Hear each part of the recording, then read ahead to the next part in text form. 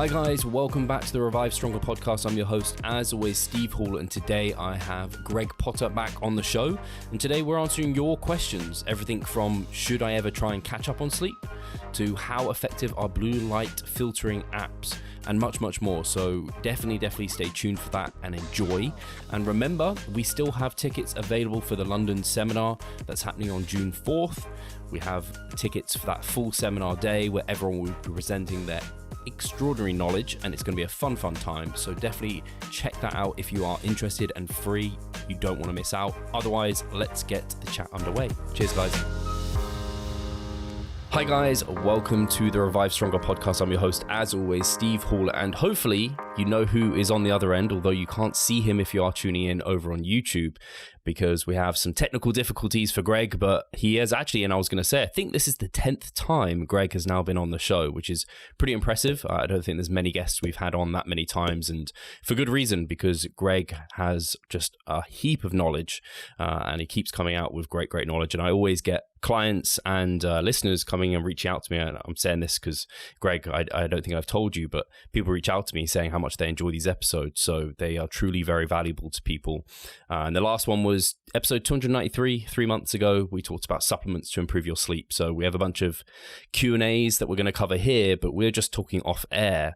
And Greg has been living this nomad life, a bit like Mena Henselman's in some ways. And I said, that can't be great for your sleep. So I thought we'd just open on that. And how has Greg been dealing with that? Because he is the expert himself on sleep and other subjects too, but particularly sleep is what we've been touching on. So I think people will be interested to know, like, how does the guy who's kind of got all the answers deal with kind of non-optimal situations, I guess? Well, I certainly don't have all the answers. And I think don't tell us that. This is a perfect case in point, because I don't feel that I've actually coped with it that well this time round. We were talking before you hit record, Steve, and I was saying that some places where we've lived over the last few years have been ideal for sleep. Really dark rooms, comfortable bed, big bed, cool, and so on. But where we are here in Bristol at the moment, we have a tiny little bed with a soft mattress with quite a lot of light coming in from outdoors. The building is relatively old as well, so it's quite creaky and quite drafty. Occasionally the door will just blow open in the middle of the night.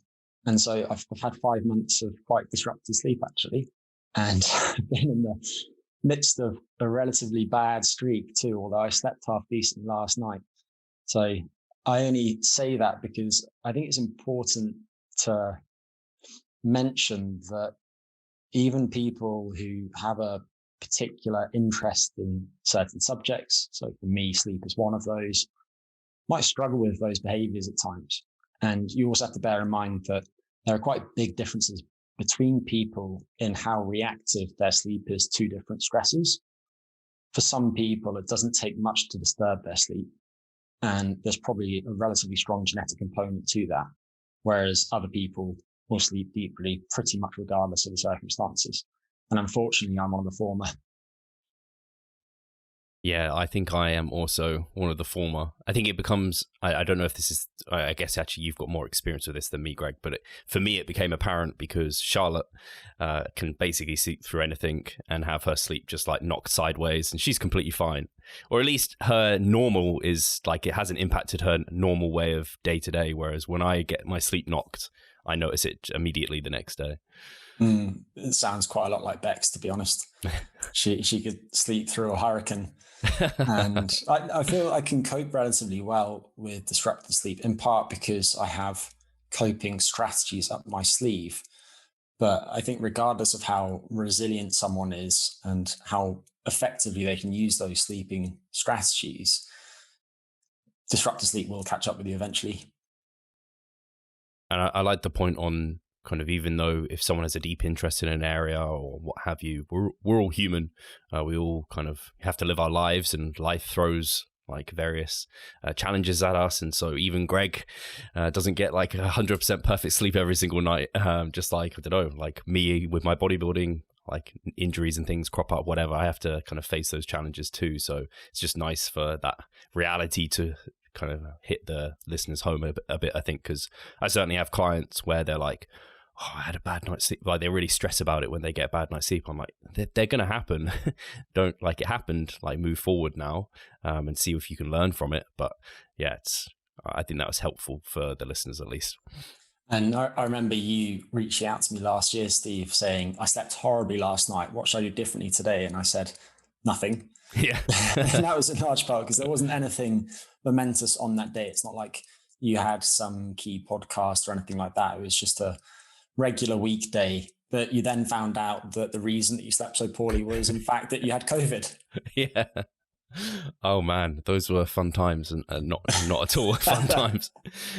Yeah, you can always that's a completely unrelated topic. But whenever I think about how, I don't know, I'm having a hard day, I just think, man, it's never as hard as what it was back then, or never as like screwy as it was back then, when you just didn't even know what was going to happen in a week's time. So anyway, we won't talk too much about that period of time, because hopefully we're mostly past it, and we'll touch on the listener questions. And this was actually a really interesting question, because the topics kind of brought up were actually new to me. So it was what are ultradian and infradian rhythms, and are they relevant to humans? I hadn't actually heard of these.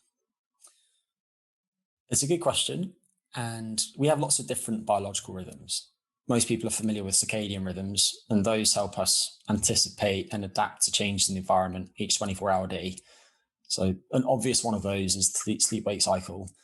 But another example is the cortisol rhythm. We have a cortisol awakening response each morning, a sharp spike in cortisol production not long before we wake up. And the purpose of that is to increase our cognitive arousal, to mobilize some energy stores, to get us ready for the day ahead, and to raise our blood pressure too.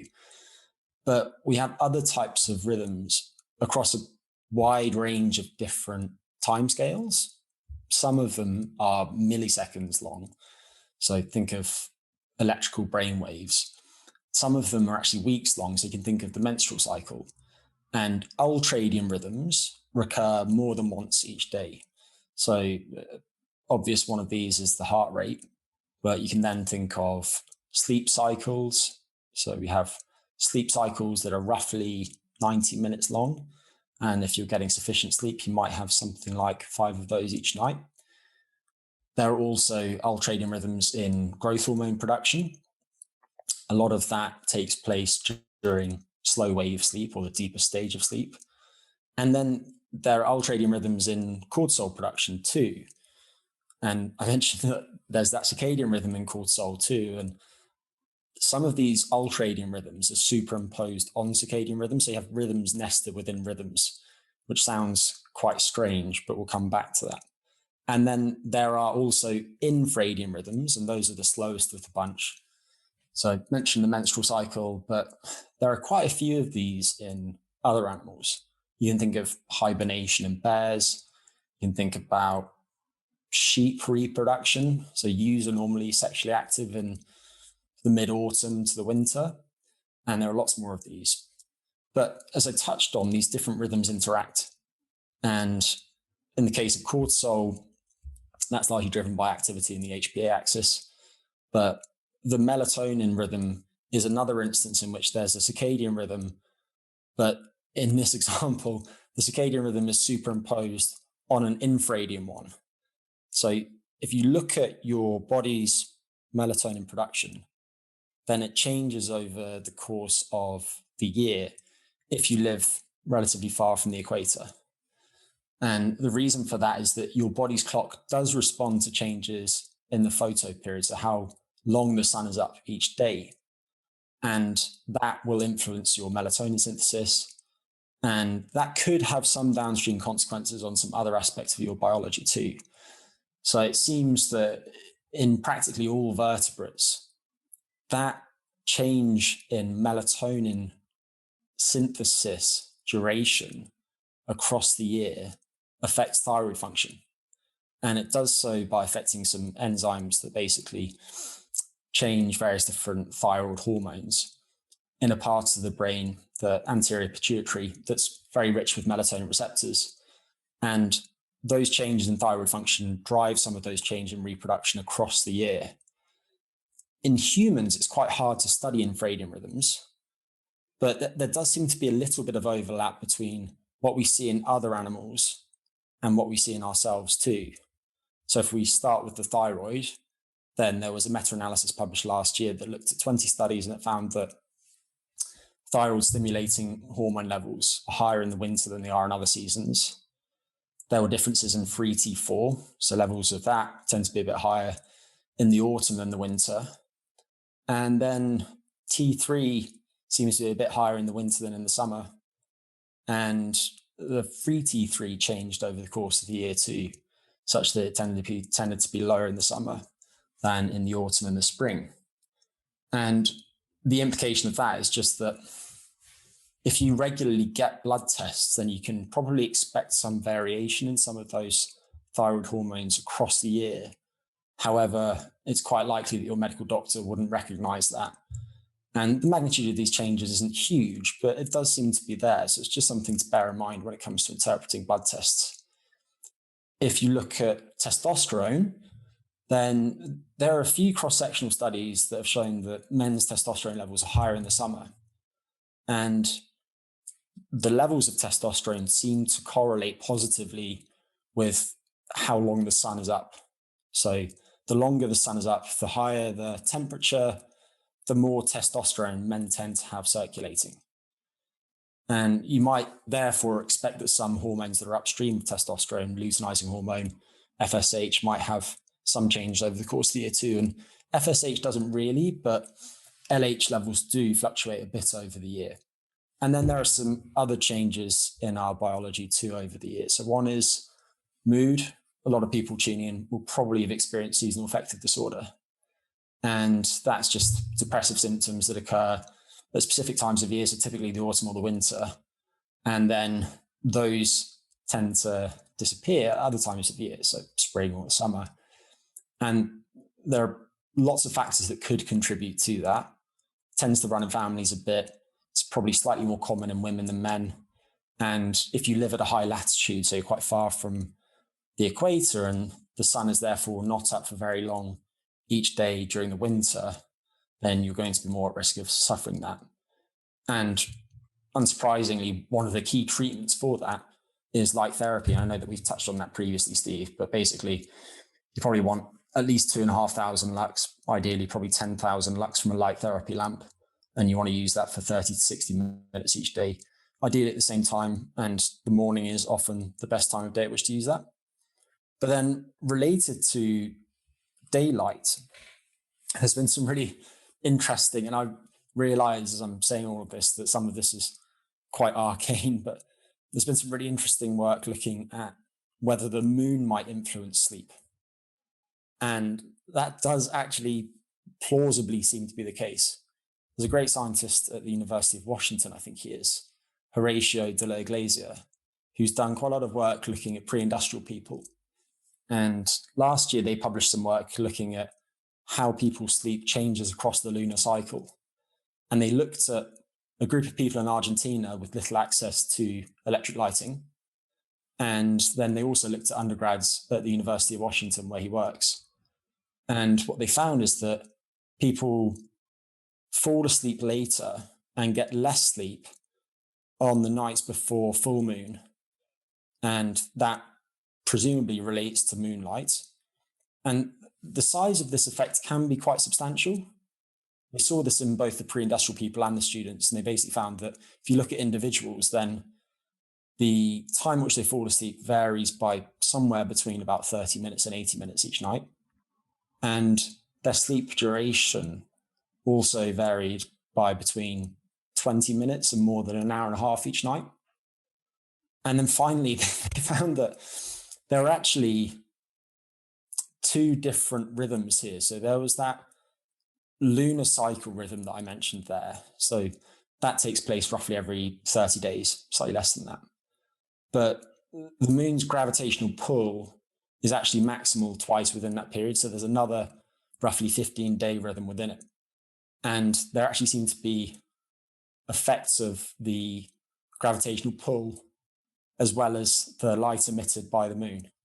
And these kinds of findings need to be replicated, but it was a good study published in a high quality journal.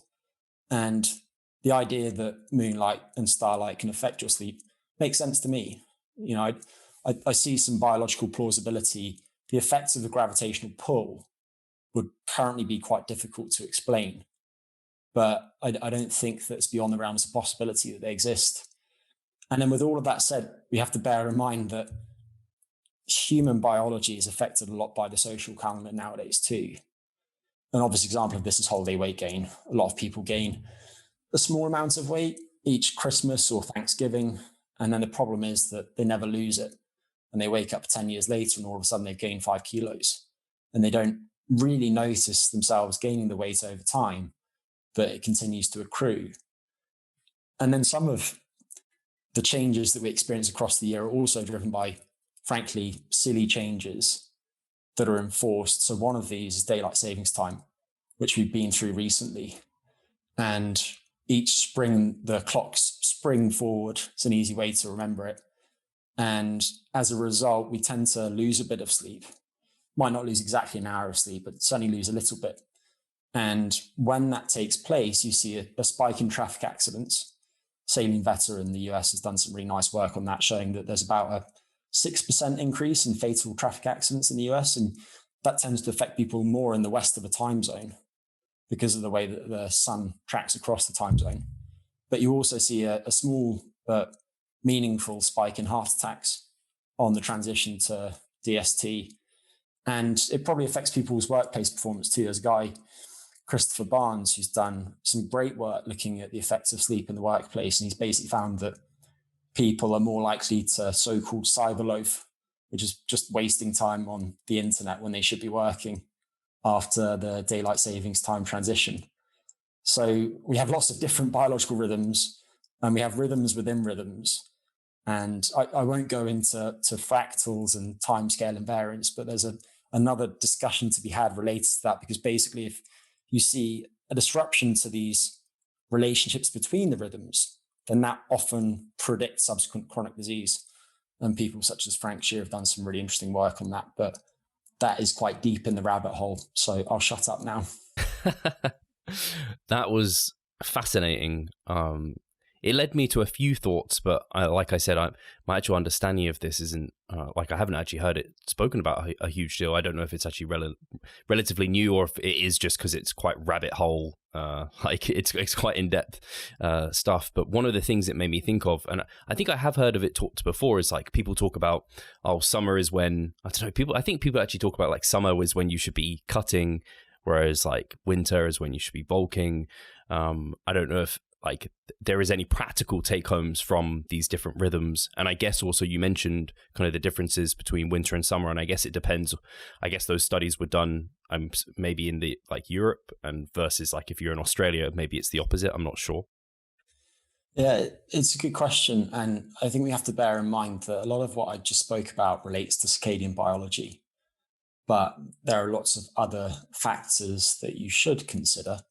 So if you look just at the effects of sunlight per se, not on the circadian system, then light exposure might have some effects on cardiometabolic function. I think I probably touched on this briefly previously, Steve, but it seems that if you expose people to a strong daylight signal, then you might see some acute changes in blood pressure, tends to decline slightly, in part because of changes in nitric oxide signaling. There's a guy named Peter Light, which is such a great name for what he studies, who has done some work showing that light exposure plausibly influences fat metabolism. And if those findings translate to humans living in the real world, then it seems plausible that getting enough sunlight could support fat loss. And then there are perhaps more important considerations, like what people do at different times of year. And the reality is that when the sun's out, guns come out, and people want to be in good shape. And related to the effects of testosterone that I mentioned earlier, it's likely that people do think more about sex and have higher libidos at certain times of year. And so I think regardless of what the ideal time of year to cut might be based on change in things like thyroid function, some of those other factors likely override any small effects on the thyroid. And so in reality, people are going to want to be lean in the summer and then probably bulk during the winter. Yeah, I guess it's similar to, like you said, the human elements of how we've influenced our circadian, like some of these rhythms, and like we've changed the clocks, and we have our own kind of like you said, in summer people wear less, and like they want to be in shape, they go on holiday, so it's like that's more of an important factor almost than necessarily, I guess, some of the impacts on some of the hormones that you mentioned are relatively small. Like it's not so large that it's like, oh, you're wasting your time if you're trying to, don't know, do something different, because the circadian these kind of clocks or rhythms are so powerful in what they're trying to do here. Like a lot of people they just move through various cycles. If they're a bodybuilder in their off season, they're gonna do whatever's best in that moment versus trying to consider. I'm assuming you think considering these rhythms is maybe above and beyond where we need to think about it. It's just that they're interesting at the moment. I hope I worded that all right. Yeah, I think that's largely true. I do think that we should try and mimic aspects of the natural world in our modern environments. And it could be that changes in the photo period over the course of the year do in some ways support human health. Again, that seems plausible to me. Any effects are likely small. And with that in mind, it's probably more important for people to focus on other things.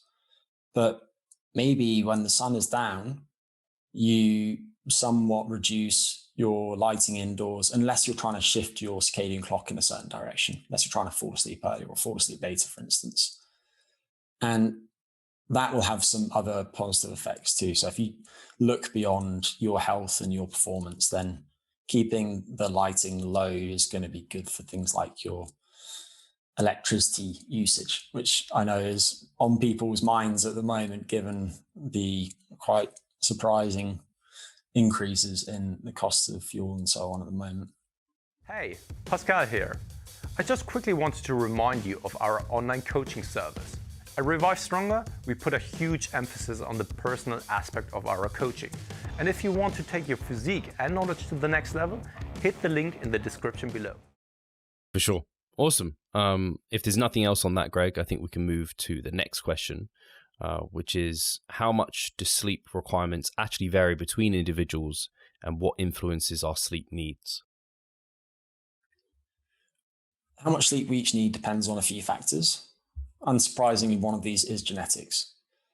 And if we look at recent research, then there's been some work studying all of the relevant research done to date. And it showed that something like 46% of the variability in how long people sleep is explained by their genetics. And types of studies included in this are typically twin studies. And unsurprisingly, the correlations between the amount of time that twins sleep are higher in monozygotic or identical twins than they are in dizygotic or non-identical twins. And one of the interesting nuances to this is that the heritability estimates do vary across the lifespan. We don't need to get into that, but basically they actually get slightly stronger as people get older. And as an aside, you see a similar increase in the strength of that heritability with age for quite a few other traits, such as IQ as well. And then the remaining variation between people and how much they sleep is obviously down to things like the environment and so on. But if we focus now on people at the far ends of the sleep duration spectrum, then there are clearly some genetically short sleepers. And these people tend to have quite short melatonin synthesis. So they've got quite short biological night times, which you might expect.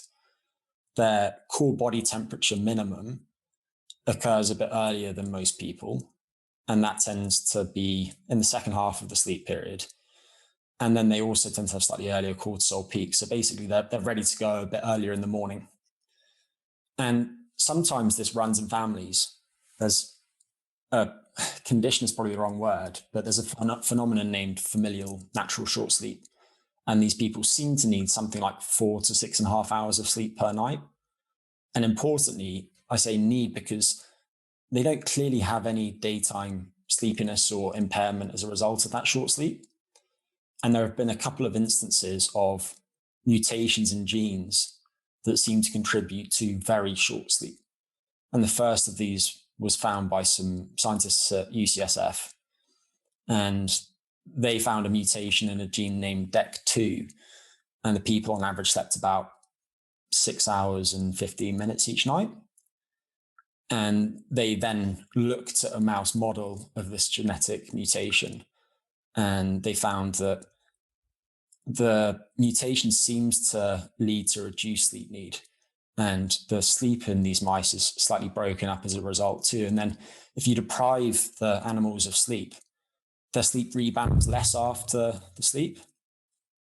If you went without sleep tonight, Steve, and then you slept in the following night, you'd probably find that your sleep was substantially longer and a good bit deeper too.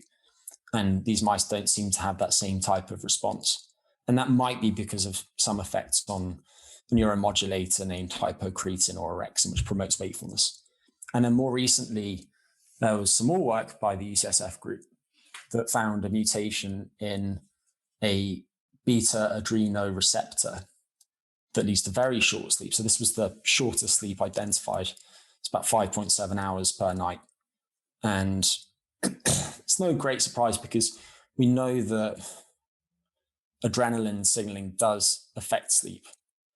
And in particular, you see some quite pronounced changes in adrenaline and noradrenaline during rapid eye movement sleep. They should be very low at that time. And if that decline in those neuromodulators doesn't take place at that time, then people often wake up frequently from rapid eye movement sleep. And you see that in conditions such as PTSD. And for that reason, those people might take some drugs that block signaling of those neuromodulators, and that can help them get enough REM sleep and ultimately overcome their PTSD. And then at the other end of the spectrum, we've got very long sleepers. But as far as I can tell, we really don't know that much about the genetic bases of that long sleep. So I think watch that space. But then if you move beyond genetics, then your health is going to influence your sleep need. And you see this a lot in inflammatory diseases or diseases that have an inflammatory component. And the reason is probably just that some inflammatory substances, so some of the cytokines, interleukin-1, TNF-alpha, promote non-REM sleep. And in quite high quantities, they might also suppress REM sleep a little bit. And the reason is presumably that if you are infected or inflamed, then it will be adaptive for that immune activity to promote sleep, because sleep basically produces a constellation of changes that support immune function and therefore can help you resolve that inflammation or that infection. And then there are behaviors that affect your sleep. So training is obviously one of those. Take someone who's sedentary and put them through an appropriate training program. They're going to probably sleep slightly longer. And there are probably a few factors that account for that. One of them is the increase in core body temperature that takes place during exercise. One of them is probably changes in the balance of activity in the autonomic nervous system. There might also be some hormonal changes. So it's plausible that increased growth hormone secretion could help support sleep quality and duration. And then you can think about how exercise can improve mood. And if you're happier at the end of the day, then you're probably going to sleep better than you otherwise would. But then, of course, if you take someone and you put them through excessive training loads, or if you're just actively trying to overreach, as I know you do, Steve, from time to time, then you might experience some disrupted sleep. And in particular, people tend to feel a bit more restless during their sleep when they're overreached. But the size of the effects of overreaching on sleep are probably quite modest. You know, you see a small reduction in sleep efficiency, maybe less than 5%, and perhaps a small reduction in sleep duration, less than 30 minutes or so. And then in terms of other behaviors, one that we've touched on previously a little bit is creatine intake. And this will come as a surprise to some people, but probably not to long-time listeners. And the way that creatine affects your sleep is somewhat similar to the way that caffeine affects your sleep. But the biology of it is basically that a lot of the sleepiness that you experience the longer that you've been awake is driven by changes in signaling of adenosine and ATP in the brain. So the longer that you've been awake, the more of these that accumulate in the spaces around your brain cells. And these then act on certain cells in your brain, leading to the production of those sleep-promoting cytokines that I mentioned earlier. And those cytokines then basically shuffle around certain receptors in the brain. And as a result of that movement of those receptors, the cells become less likely to fire. And when that happens in lots of cells that are near each other, the whole network of neurons becomes less likely to fire. And you can think of that as rippling out. And when that happens in a large amount of brain tissue, eventually you have synchronization of the brain waves and so on. You get sleep. And what creatine does is it increases the pool of phosphates in the brain. And that can reduce the accumulation of the adenosine and the ATP during wakefulness. And that would reduce your drive to sleep, which would shorten your sleep and presumably reduce the depth of your sleep. And there's been some really nice work on rats showing that that's the case. I know there's some research on humans that's coming out quite soon showing smaller but still significant effects on sleep. And interestingly, if you look at those changes on sleep, then they in some ways parallel that short sleep phenotype that I mentioned earlier. You get less sleep, your sleep's a bit less deep, and your sleep also rebounds less after sleep deprivation. But as you know too well, Steve, you take creatine and pretty much all aspects of your health and performance benefit. So I'm not saying that you shouldn't take creatine. You absolutely should if you want to gain some mass. And then finally, there's the light dark cycle too. So we spoke a little bit about how our circadian clock will track the photo period across the seasons. And probably the best demonstration of this was some work by Ken Wright, looking at people going camping. And basically, over the course of several years, they had a group of people go camping at two different times of year. One was the summer, one was the winter, and it was in the Rockies. So it's quite far from the equator. And they compared their findings in the summer to their findings in the winter. And they found that the total amount of time that melatonin was synthesized during the winter was more than 4 hours longer than it was during the summer. And their sleep was correspondingly longer too. So clearly in that type of natural setting where there's no or minimal access to electric light, our body's clocks and our sleep track the duration of darkness each night.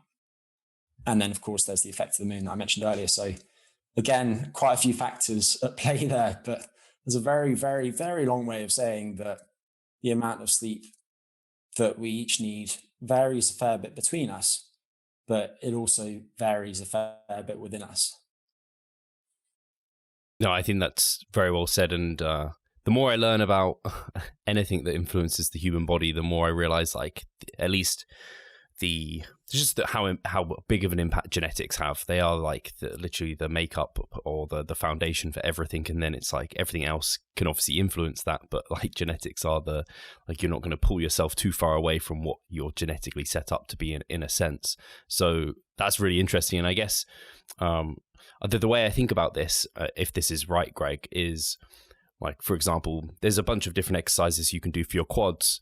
Go and try many of these, like all of them that make sense for the goal of growing your quads, and see which one feels the best in terms of for you, your biomechanics, maybe the equipment you have available. Like some leg press are terrible, some leg press are really good, and like kind of pick the one you'll kind of be able to work it out. And I don't know if it's the same with sleep, where like if you find yourself, sleeping 6 hours and you see the general recommendation of 8 hours and you're like, oh man, like I should need to get 8 hours. But if you're waking up feeling refreshed, feeling good, not needing to rely on caffeine and naps through the day, you're probably in a good position. And likewise, I don't know if you're getting 8 and you're like, man, I'm still tired, I still want to sleep, and I'm having to have a coffee. So maybe you're on the other end of the spectrum. I don't know if that's a fair way of kind of suggesting that.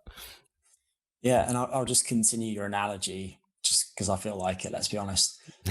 And if you are choosing different exercises for your quads, then you would want some variety if you wanted to develop them as well as possible.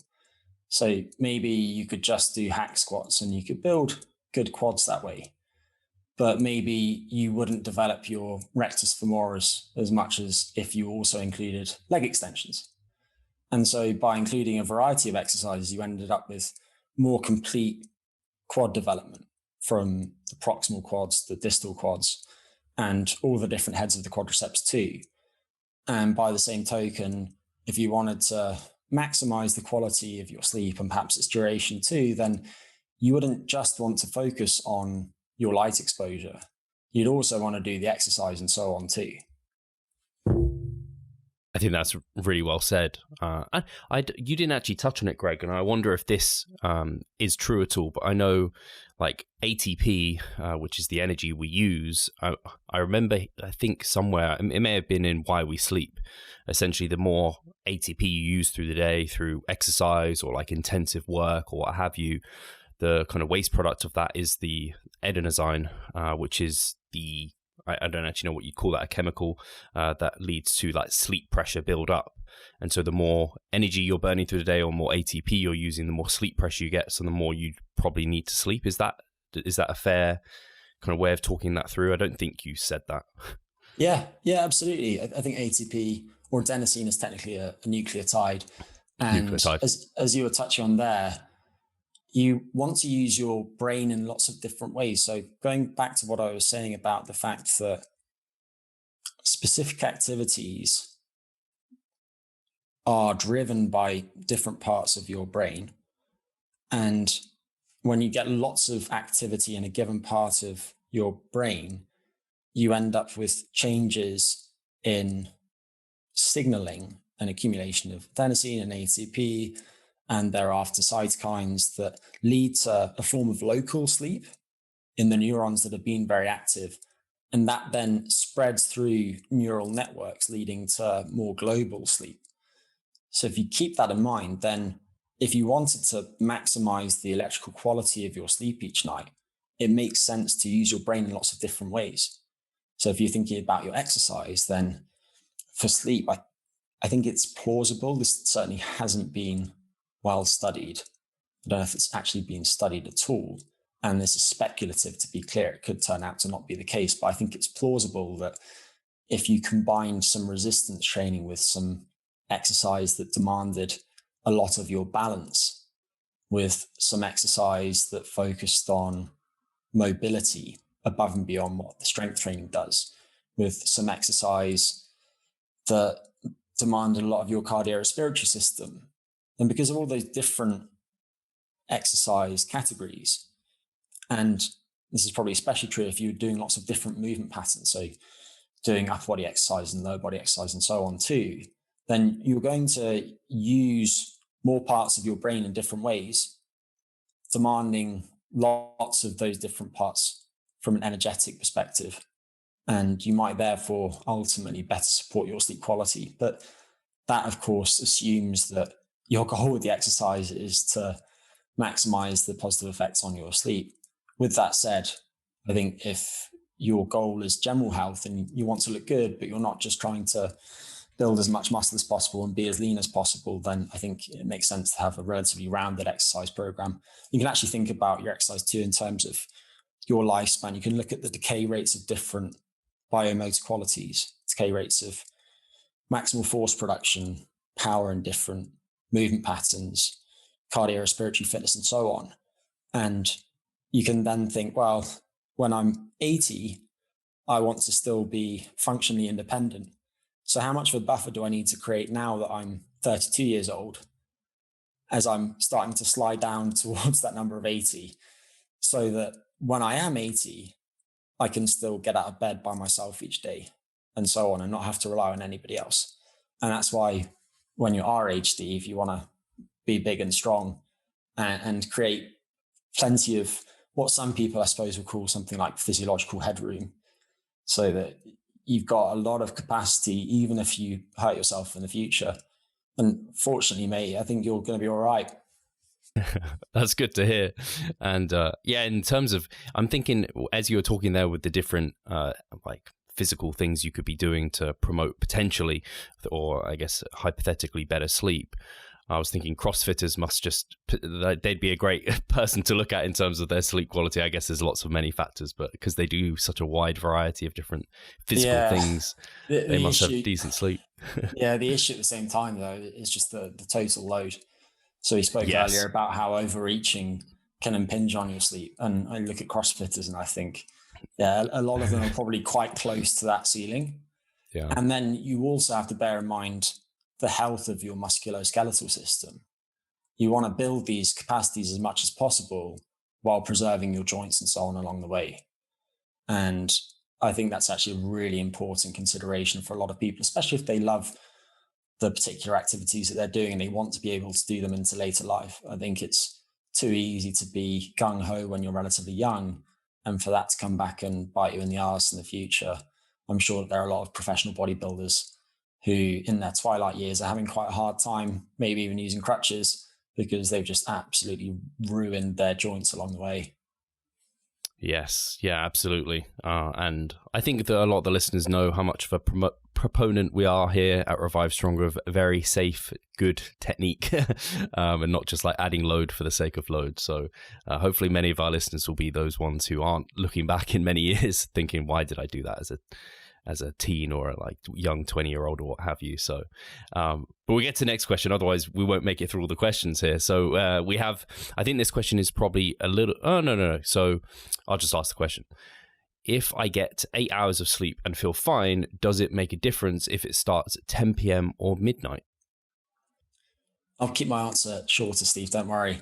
The short answer is we don't really know, but I think it probably depends on when your sleep takes place relative to the timing of your body's clock. This is slightly tricky to describe.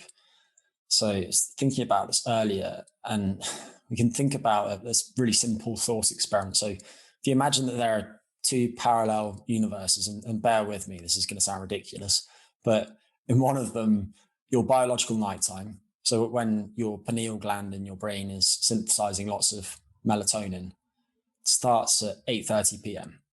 and you go to bed at 10 p.m. and you wake up feeling refreshed after your 8 hours of sleep. In the other parallel universe, your nighttime starts 2 hours later, so 10:30 p.m. You go to bed 2 hours later, midnight, and you wake up feeling refreshed after the same amount of sleep. So the only difference between the two universes is just that your body's clocks align to the sun slightly differently in the two of them. In that case, I don't see why there'll be any difference in your sleep. But if you imagine two more parallel universes, and in each of them, your body's clock is aligned to the sun the same way. But in one of them, your sleep timing is 2 hours earlier than the other. In that case, I think your sleep would be a bit different. I think your sleep architecture in particular, so the stage of sleep that you go through, would be different because they're in part regulated by your body's clock. And so I think practically the goal should be to align your sleep opportunity, so when you're in bed, with when your body craves sleep. And a simple tip related to this is that if you force yourself to go to bed at a time when you're not actually sleepy, you probably take a long time to fall asleep. And over time, that could lead to poor sleep because you'll spend more time in bed awake and you'll start to associate your bed with somewhere that you spend lots of time awake. So instead, I think you want to make sure that you wait until you're sleepy to go to bed. And then the other case is that if you go to bed way after you would naturally nod off, then you might skimp on some stages of sleep. So you don't want that either. And that's all too easy nowadays because a lot of us are using smartphones and so on late at night, and we get the light exposure from the smartphone and we get the cognitive arousal from the content that we're exposed to. And we lose track of time passing because we just scroll mindlessly through a feed. So that certainly does happen too. It's just making me think of where I was going for a meal out with a friend, and he said the only time they had for the restaurant was like 9:30 p.m. for dinner. And I was like, we're going to have to pick another weekend. I was like, as long as you're okay too, because I was like 9:30 p.m. I'm not going to get home till after midnight. Like, it's just not worth it for a meal out where it's like a casual meet up with a friend. It makes me sound really like obsessed with this, but it's like literally we could just pick another weekend. But it was just making me think of it. I was just like, I'll be falling asleep at the table. I'd be exactly the same. And actually last year we were in Sardinia, and our final night we went to this great restaurant outside Alghero called Samandra. And they basically put on a 6 to 8 course meal, incredible food. Most of it sourced locally. It's an agro-tourism place. And the meal started at 8:30 and we were still eating at 11:45. And it was by far the most I've eaten at a meal in the last 5 years. And it just felt absolutely gross. Try and get into bed at 12:30 or 1 o'clock and you got a proper food baby. It's not the way to do things. Great food, though. Yeah, absolutely. It reminds me of, like, I don't know, it happens every single time it's New Year's. I'm like, it's not that big a deal to stay up till midnight, is it? Do I have to? It's like, okay, I'll take this one for the team. Eve. I wish I had, in relationships, there's what's it called, to and fro. Like, I definitely make my fair share of things for other individuals to compensate on my end. So anyway, in terms of this question, the next one actually rolled on really nicely. And that was, is there any difference between bedtimes and wake times and fixed ones? Does sleep regularity matter that much? Yeah, I think it does. And I'll try not to be too long because we could do lots of podcasts about this. So if people want a deep dive on this, much of which relates to circadian biology, then I think a half decent one to go to would be one that I did with Nathan Rose from Metagenics about circadian biology. But I will park a lot of the circadian stuff and just focus on a few things. So first, Daniel Bicey has made a really convincing argument for thinking about sleep health in terms of a few different dimensions. And these different dimensions of sleep health associate with your risk of dying from lots of different causes, and obviously with various different health outcomes too. And those, of course, include how long you sleep, the quality of your sleep, so the efficiency of the sleep, how satisfied you are with your sleep, your daytime function, so your mood, your alertness, and so on. And then the timing of your sleep too. And you can think about the timing in terms of its time relative to your body's clock, but also in terms of the variability in its timing or the regularity. And one thing that's rarely discussed, but that I think is actually very interesting, is that these different dimensions interact. And if you think about sleep restriction studies in which people go into a lab and say that they have 6 hours in bed, so they're allowed to sleep between midnight and 6 a.m. And that takes place for 2 weeks in a study that's looking at the effects of sleep loss on food intake.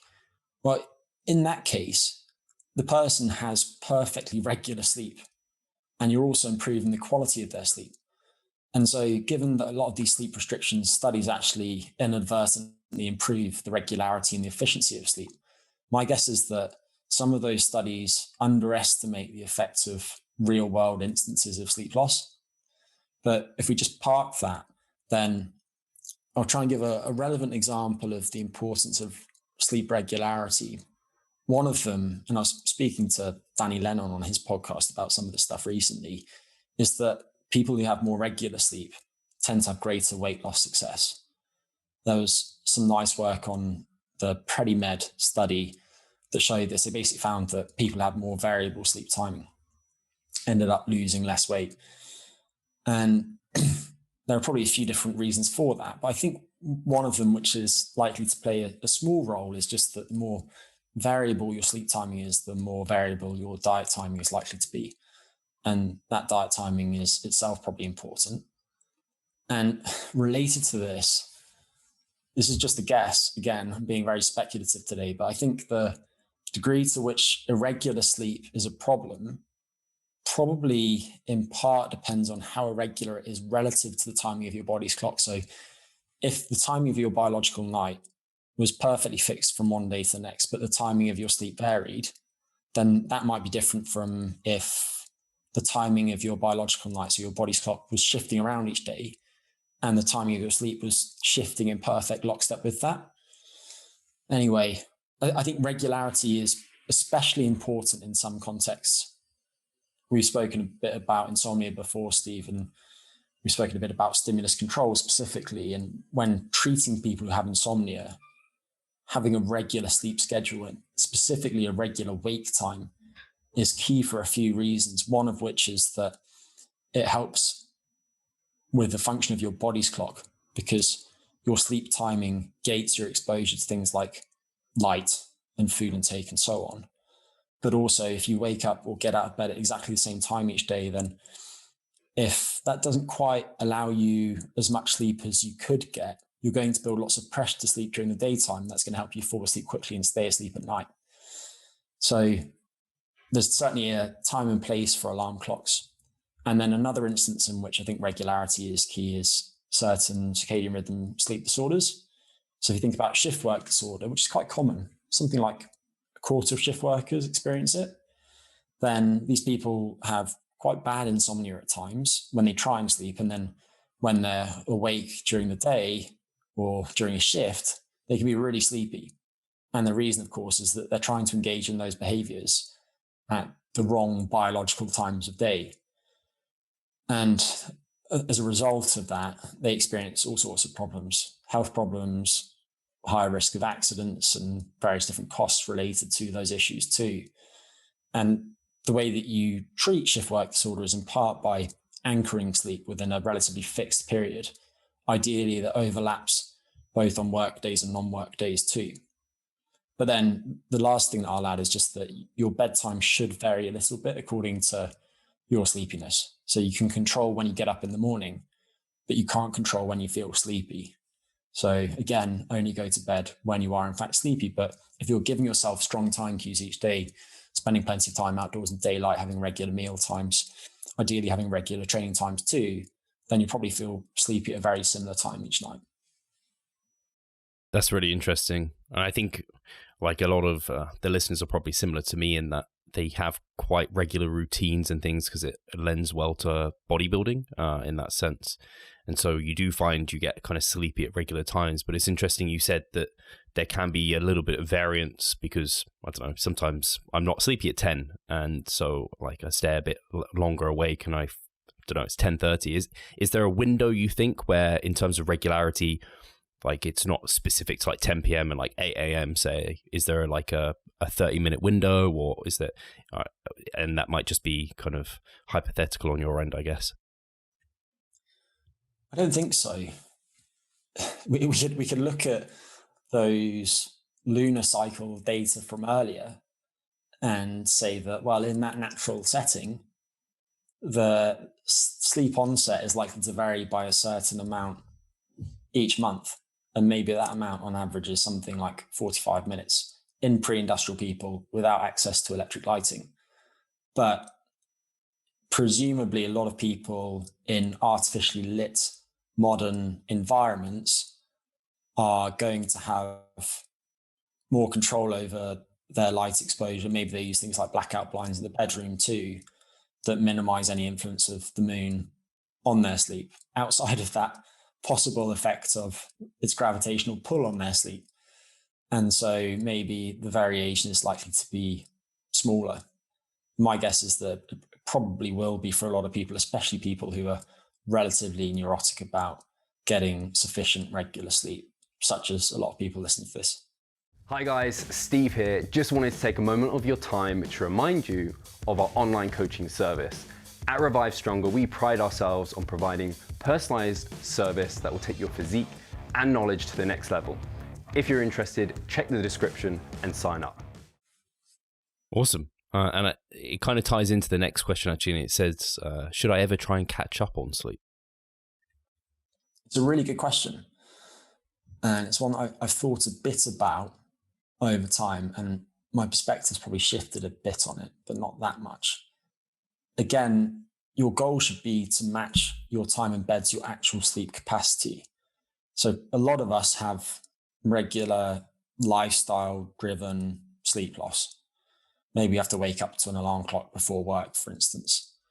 And if you have good sleep quality, then doing what you can to slightly extend your sleep is likely to result in a bunch of health benefits, assuming that your sleep quality remains relatively high. And a lot of studies of sleep extension show that sleep quality does indeed remain high. There's been some work on sleep extension looking at the effects on athletic performance. Not particularly well studied, but there was a systematic review not long ago looking at 10 quite small scale studies. And if you combine the different things they looked at, then they basically found that getting more sleep can improve reaction times. It can lift mood. It can make people run faster. It can increase accuracy in certain sports, like serving in tennis, for example. It can improve some aspects of swimming performance. And it also has some positive effects on things like how accurately you can shoot a basketball. So based on those studies, sleep extension is probably going to be good for some aspects of performance. And my guess is that that's true of your performance in the gym as well. And then there's probably been higher quality research looking at its effects on food choices and metabolic health too. And again, there's been a systematic review of this particular subject. And they took people who didn't have great cardiometabolic health, and the different studies varied a fair bit in how long the interventions were. So anything from 3 days to 6 weeks. And they found that sleep extension improved insulin sensitivity.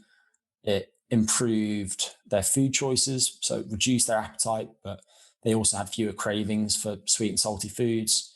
And there's some evidence by some researchers at King's in London showing that it might slightly reduce sugar intake too, suggesting that the quality of choices people were making was higher.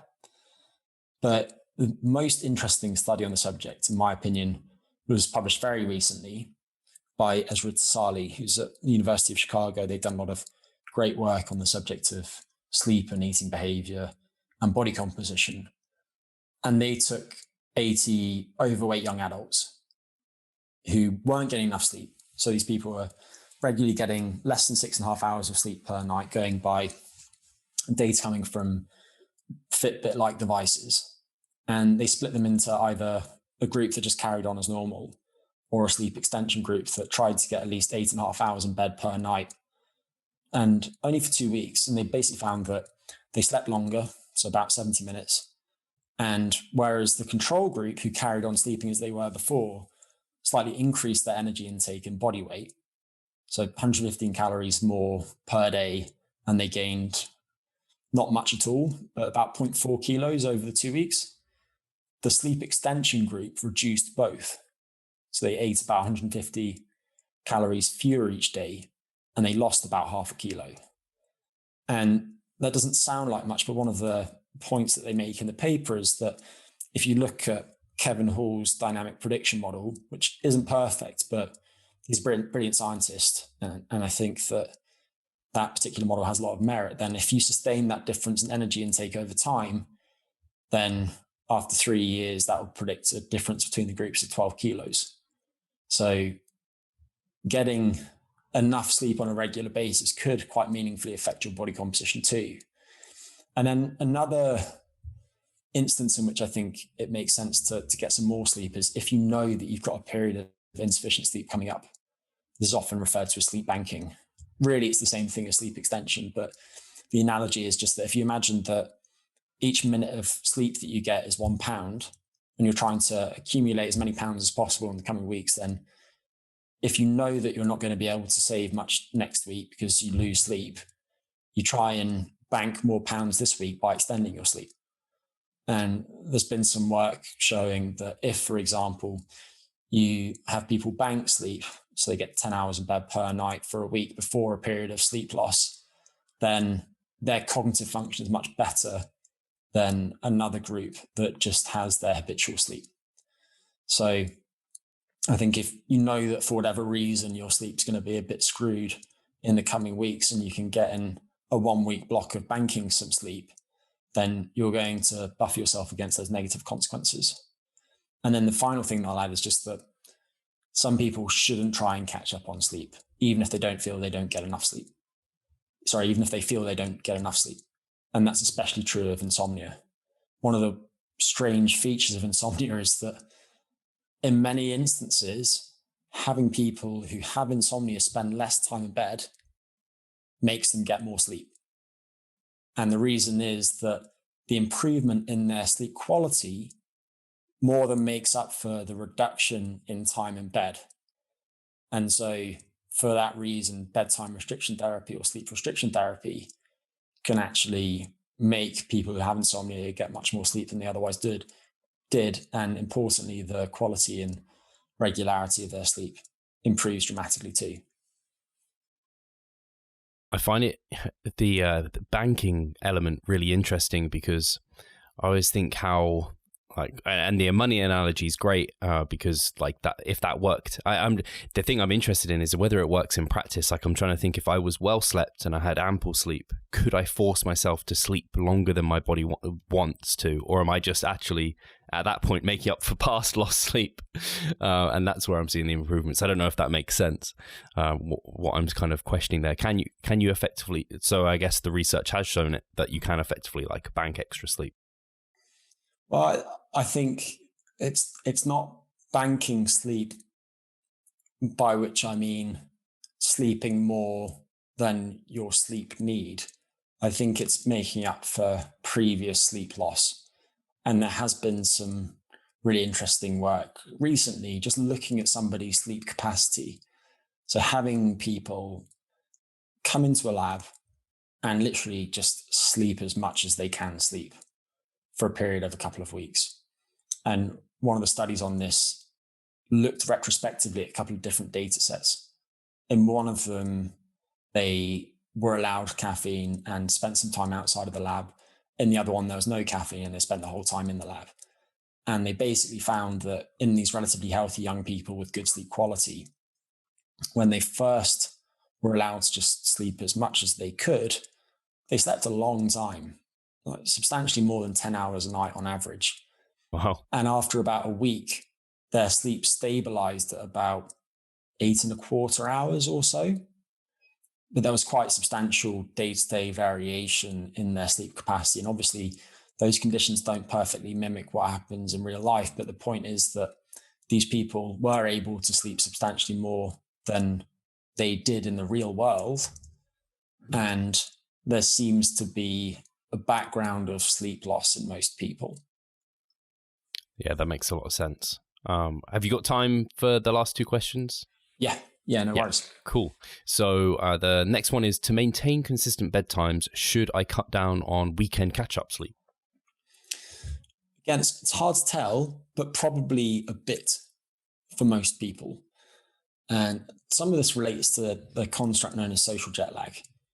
We've probably touched on it before, Steve, but the idea is just that sleep timing for a lot of people shift between work days and non-work days, or between weekdays and weekends. And this associates with lots of different health abnormalities. So some cardiovascular issues, poor blood sugar control, insulin resistance, dysregulated blood lipids, obesity, and the list goes on. And it's hypothesized that that's in part because of disruption to the body's clock, so circadian misalignment. But social jet lag is certainly a quite flawed construct. It's helpful, but it is flawed. It doesn't look at circadian misalignment directly. It doesn't look at day-to-day variation, sleep timing, and so on. There are lots of different ways that you can look at these things. And people who have the means will tend to use some slightly more nuanced methods. But one aspect of social jet lag is that it doesn't correct for sleep debt. It does correct for sleep debt, but we have to bear sleep debt in mind. And I think one study that looked at differences between weekday and weekend sleep in a very interesting way was done by a guy who's done some great work on sleep in general and shift work, named Torbjorn Akested. And they basically looked at the associations between how long people were sleepy on weekdays and weekends respectively, and how long they lived.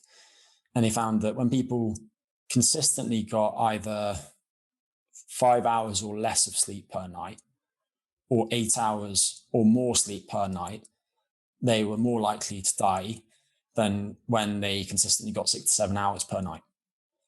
But one of the interesting findings was that when people only had short sleep on weekdays, but long sleep on weekends, so they tried to catch up on sleep, they didn't have different rates of mortality than the best group, the 6 to 7 hour group.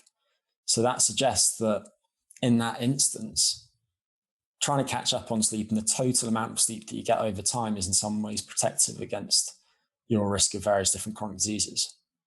So I think that while, again, this doesn't really apply to insomnia so well, a group of people in whom you really want to keep a regular wake time each day, if you habitually don't get enough sleep on nights before your work days, then you should sleep in a bit on the weekend, but not necessarily sleep in as much as you can.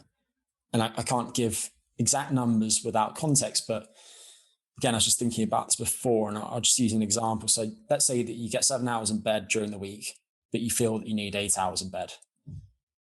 So if that's 5 days within a week, then that's 5 hours of lost time in bed. And I think you should extend your weekend sleep a bit. So let's say that you try and make up for 50% of that sleep loss, which is half of 5 hours, so 2.5 hours, but that's spread over 2 nights. So that's 1.25 hours per night above and beyond the 7 hours in bed that you feel that you need. So that would mean that you would spend 8.25 hours in bed on Friday night and Saturday night, as opposed to the 6 hours that you get during the week. So 2.25 hour difference, which isn't a huge difference, but it's going to be enough for you to compensate in part for that sleep loss, but not so much that you screw up your body's clock and then your entry into the following week is really tricky because you're now falling asleep much later and it hits you really hard come Monday morning. And I think if you do sleep in on the weekend, then a couple of things that you should do are get outside on waking, ideally into daylight. So if you can be physically active outdoors for as much time as possible within 2 hours of waking up, then that's going to help you still fall asleep relatively early the following evening. And then you probably don't want to overdo caffeine late in the day on weekend days. The reason being that, as we've discussed previously, caffeine will affect your sleep in lots of different ways, but one of them is that it affects sleep homeostasis, so that pressure to sleep that accumulates the longer that you've been awake. By reducing that, caffeine lightens your sleep. But also, if you consume caffeine late in the day, then you can shift your body's clock later. So for that reason, or for those reasons, if you can keep your caffeine intake as low as possible, as early as possible on those weekend days, then you're going to help with the transition to the next week. And you're also going to maximize the quality and duration of your sleep on those weekend days.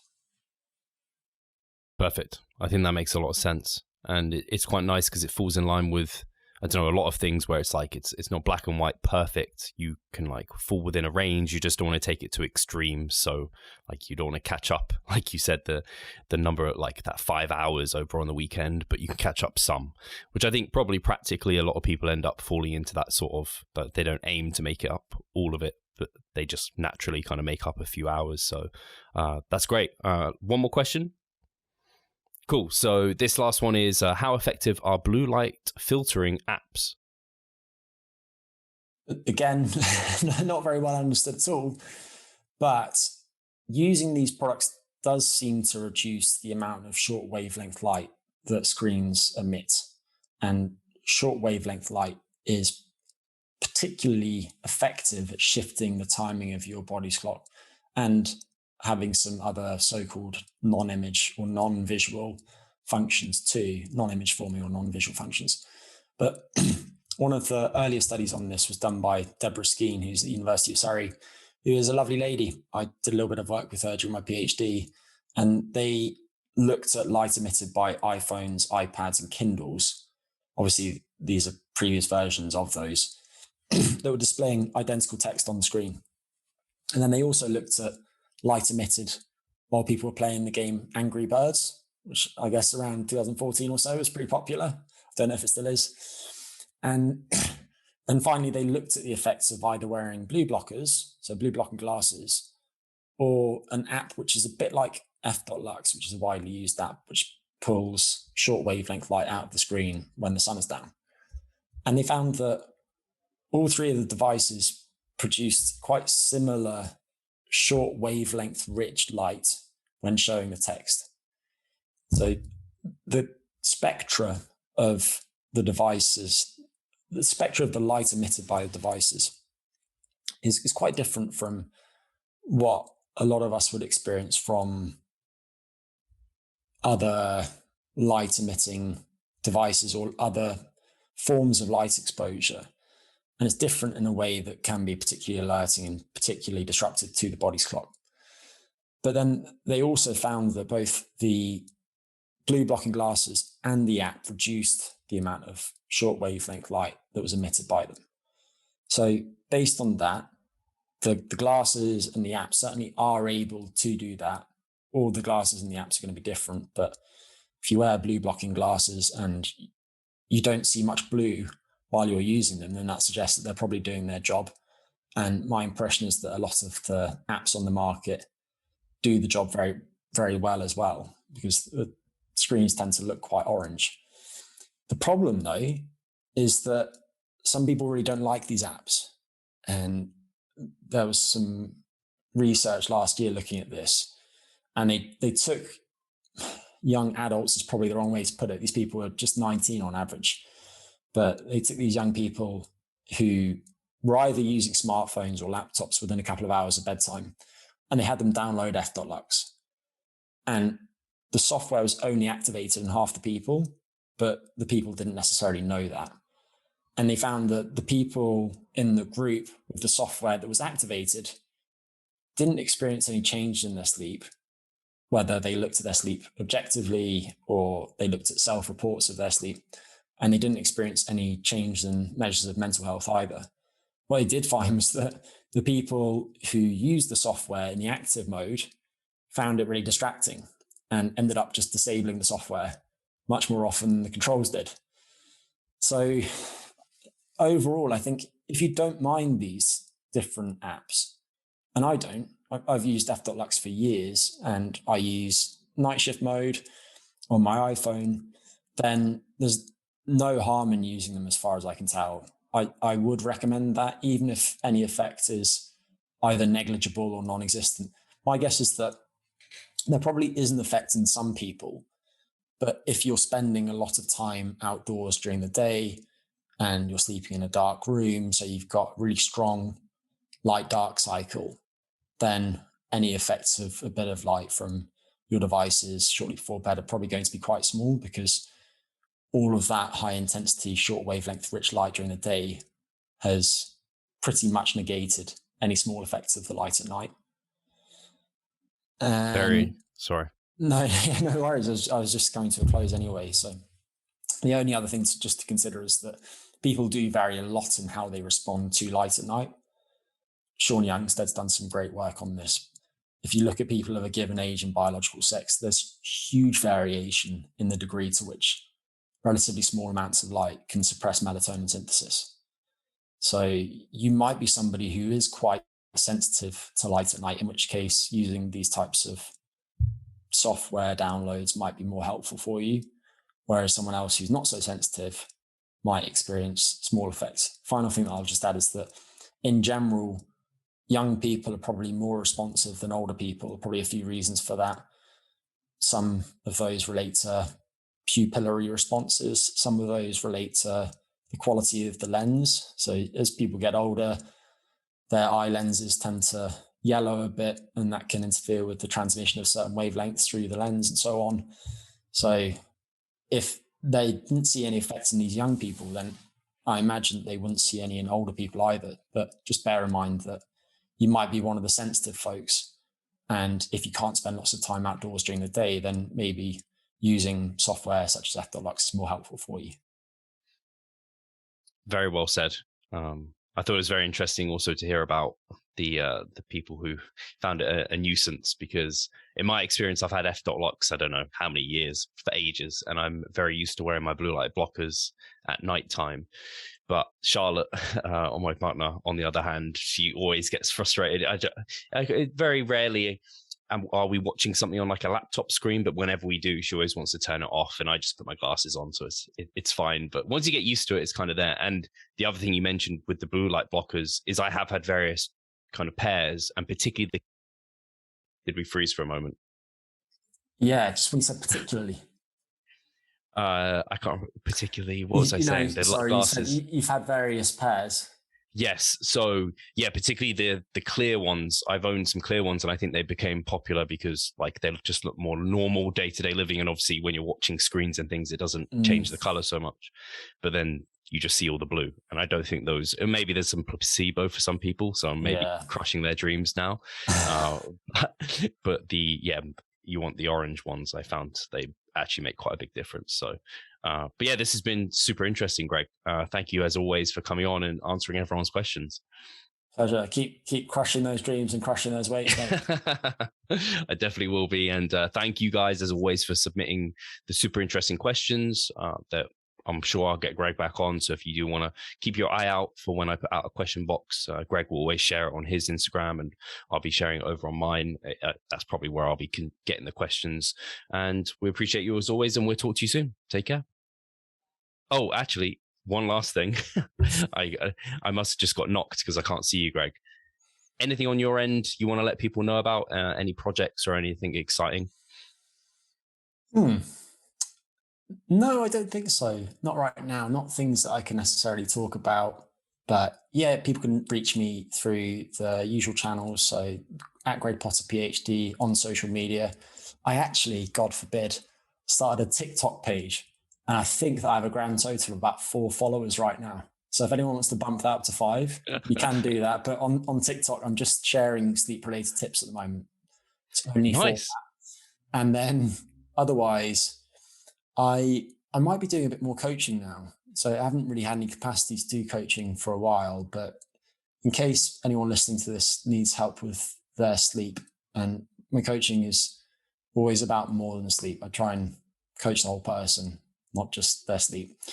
Then you can reach out to me about that, and I might have a bit of capacity to do that now. But yeah, I think that's it, mate. Very, very cool. Yeah. Funny that you're on TikTok. I have an account as well. And I've posted like twice on there. It's challenging to pick new things up. We're both 32 this year, so yeah, we're getting a bit past it. Anyway, guys, I'll leave it there, and we'll catch you soon. Take care.